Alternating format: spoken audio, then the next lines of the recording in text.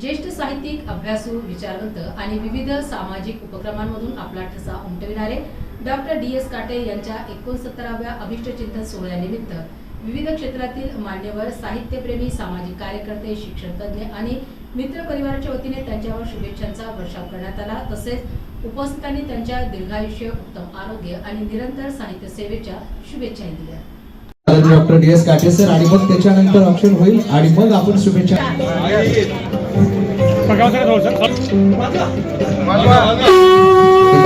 असा हा अभिषेक चिंतन सोहळा या ठिकाणी आणि यानंतर DS काटे सर यांना विनंती करतो कार्य करतो। एक म्हातारी जर वाढली तर मुकुंद महाराजांनी कविता सादर केलेली आहे।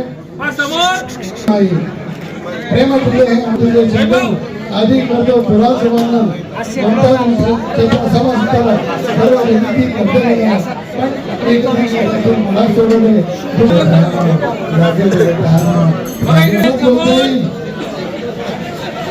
हा बघा सर समोर फक्त ना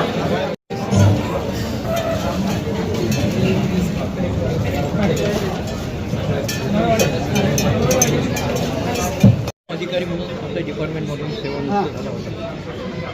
या संदर्भात आपली काय मनोगत आपण व्यक्त करा। आज योग दिन आहे आणि त्याच दिवशी माझा वाढदिवस आहे।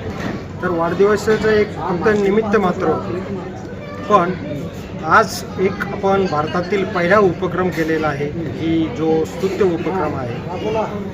संभाजीनगर महानगरपालिकेमधील जेवढ्या स्मशानभूमी असतील त्या स्मशानभूमीत असणारे स्मशान जोगी जे असतील आणि स्मशानभूमीमध्ये जे सेवक असतील तर त्या लोकांचा अद्याप कोणी सन्मान केला नाही, सत्कार केला नाही। आपण आपला सत्कार, आपले वाढदिवस, आपले सण सगळे साजर करत असतो, पण हजारो लोकांचे अश्रू ते दररोज बघतात।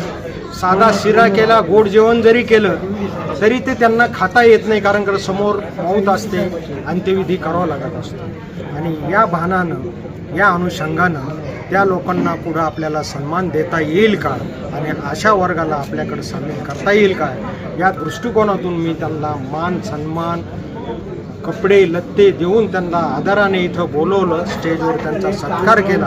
आणि हा अभिनव उपक्रम, शेवटी मनुष्य आहे, सगळ्याला समान हक्क आणि समान न्याय, समान आदर मिळावा यातून हे प्रतिबिंबित होईल। आणि इथून पुढं या स्मशानजोगी समाजाला लोकांनी आदराचं स्थान द्यावं आणि त्यांना समाजामध्ये चांगलं स्थान देऊन, कारण का आयुष्याच्या शेवटी आपली जेव्हा अंत्यविधी होते त्यावेळेस सगळ्यात मोठं कार्य कुटुंबापेक्षाही ते करतात।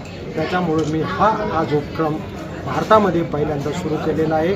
आपल्या सर्वांचे खूप खूप धन्यवाद आणि एवढा मोठा प्रतिसाद मला मिळाला त्याबद्दल आपण दिलेल्या प्रेमाला मी ऋणी राहील असं मला वाटतं। खूप खूप धन्यवाद।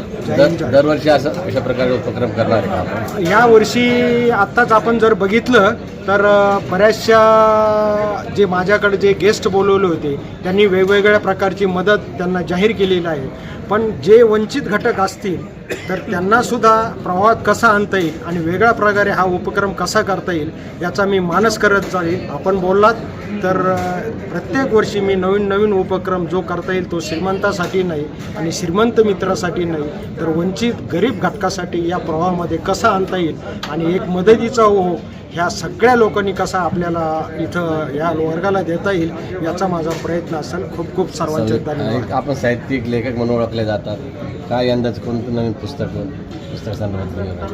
हो, आपण आता माझे जे आत्तापर्यंत 5 पुस्तकं अर्थविषयक प्रकाशित झालेले आहेत आणि अर्थसंदेश म्हणून माझं एक महत्त्वपूर्ण पुस्तक अर्थसाक्षरता आणि ज्या आर्थिक फसवणूक सध्या वाढलेल्या आहेत तर याला आपल्या जनतेला, आपल्या वर्गाला यापासून कसं वाचवता येईल याच्यासाठी उत्कृष्ट उदाहरणे मी त्याच्यामध्ये दिलेलं आहे आणि यातून निश्चितच अर्थसाक्षरता वाढेल।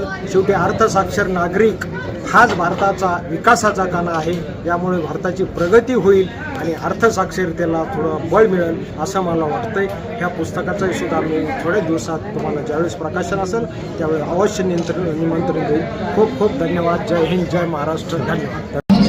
काम सतत पाठीसाठी आहे आणि आज असं अत्यंत वेगळं महत्त्वाचं काम त्यांनी सुरू केलं आहे।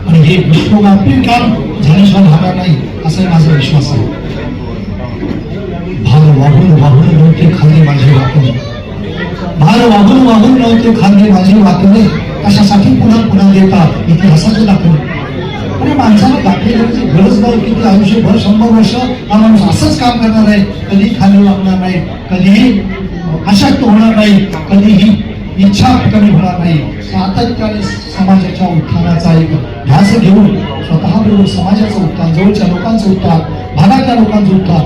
आज शेवगाव भागात जर आपण गेलो तर DS काटे साहेबांचं एक अत्यंत वेगळं नाव, अतिशय मोठं नाव त्या भागामध्ये आहे. प्रत्येक जण काही ठराविक लोकांना जे ओळखतात, डॉक्टर गांधी आहे, डॉक्टर काटे साहेब आहे, बाकी सगळेच मंडळी आहेत, अनेक मंडळी आहेत, परंतु ह्या सगळ्या अग्रगण्य लोकांमध्ये त्यांचं नाव अतिशय आदराने असं घेतलं जातं. खरं तर आणखी अतिशय चांगल्या ठिकाणी सुदैवाने कामाने चांगलं काम केल्यामुळं आपोआपच त्यांना ही चांगली घरे मिळाली आहेत, चांगली माणसं मिळालेली आहेत, त्याही अतिशय समृद्ध आणि उत्तम जीवन जगत. एक अतिशय इतकं सुंदर जोडपं, एक अतिशय चांगलं